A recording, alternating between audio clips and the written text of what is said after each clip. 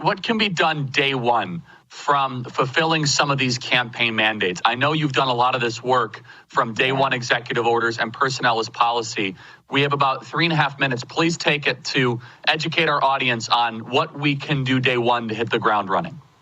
Well, in answering that, let me take us back in just a little bit of a historical walk.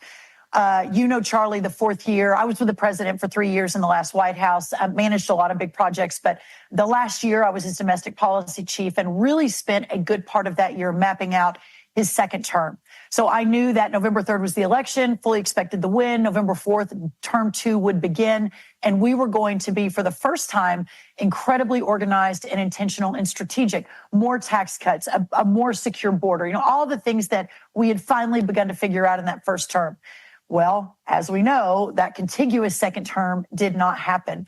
So as we were dealing with what was a taken election from President Trump in 2020 to January 6th, which a lot of darkness had descended into Washington and onto the America First movement, in my heart, I knew that if we could keep the momentum, if we could build an organization, if we could have a 100-year plan that was based on the winning of the policy in that first term, no more Republican establishment, Republican business as usual. This was the new way forward. And in so doing, we would build a massive tent of new people that Charlie, youth, Black, Hispanic, et cetera. So we built an entire effort around that first term.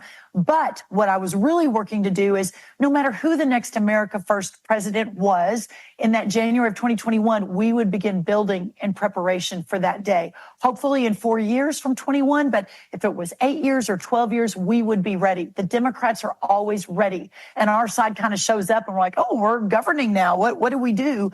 That would never happen again. So for almost 3+ years, very quietly, under the radar, we never talked to press about it, we had almost 950 former Trump administration officials quietly writing the agency plans, preparing the 300 executive orders, making sure that we had the rules and regulations organized and ready.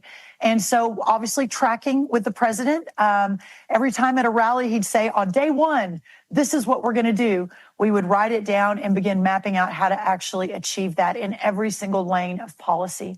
So what a joy now to see that hopefully a lot of that work is used, maybe most of it, but I think that we're going to be ready in a way, and the president is going to have one of the most remarkable, if not the most remarkable 4 years in American history. I love it. Brooke, thank you so much for all of that. And the personnel is policy. As we build the personnel team, policy will be implemented. Please share the website one last time, Brooke, for our audience.